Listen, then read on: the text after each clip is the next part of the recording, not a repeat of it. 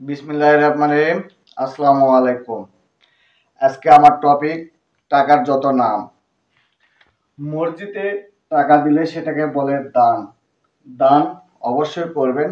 দানটা আপনার আখিরাতে আপনি অনেক কাজে লাগবে। দান গোপনে করলে আপনি জীবদ্দশায় অনেক বিপদ থেকে রক্ষা পাবেন। স্কুলে টাকা দিলে সেটাকে বলে ফিস। ফিস আপনার পরিবারে যখন আপনাকে স্কুলে ফিস দেওয়ার জন্য টাকা দিবে সেই টাকাটা সঠিক সময়ে পরিশোধ করবে। স্কুল থেকে টাকা পেলে সেটাকে বলে বৃত্তি। এই বৃত্তিটা সরকার দিয়ে থাকে দেশের বেকারত্ব দূর করার জন্য, বেকারত্ব দূর করার জন্য এবং শিক্ষার হার বৃদ্ধির জন্য গরিব মানুষ, গরিব স্টুডেন্টকে দিয়ে থাকে সরকার। কাউকে টাকা ধার, কাউকে টাকা দিলে সেটাকে বলে ধার। ধার নেওয়ার পর অবশ্যই ধার সঠিক সময়ে দেওয়ার চেষ্টা করবেন, কোনো অজুহাত দেওয়ার চেষ্টা করবেন না, তাহলে পরবর্তীতে আপনার কারো থেকে টাকা ধার পাবেন না।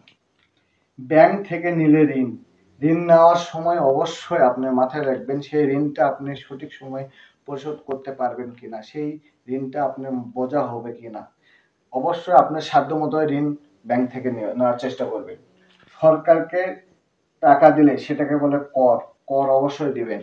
আপনি কর দিলে দেশের অর্থনৈতিক অনেক বৃদ্ধি পাবে এবং করের মাধ্যমে আপনি ব্যাংক থেকে আবার লোন পাবেন। অপহরণকারীকে টাকা দিলে সেটাকে বলে মুক্তিপণ। মুক্তিপণের সর্বোচ্চ শাস্তি ফাঁসি হওয়া উচিত আমি মনে করি। কর্মচারীকে টাকা দিলে সেটাকে বলে বেতন। কর্মচারীর বেতন অবশ্যই মাসের 10 তারিখে দেওয়ার চেষ্টা করবেন, কারণ সেই কর্মচারী সে টাকা দিয়ে পরিবার চলে। শ্রমিককে দিলে টাকা দিলে সেটাকে বলে মজুরি।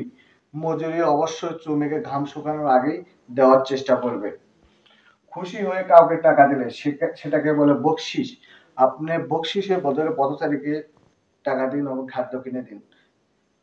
আমার ভিডিওটা ভালো লাগলে অবশ্যই সাবস্ক্রাইব করবেন।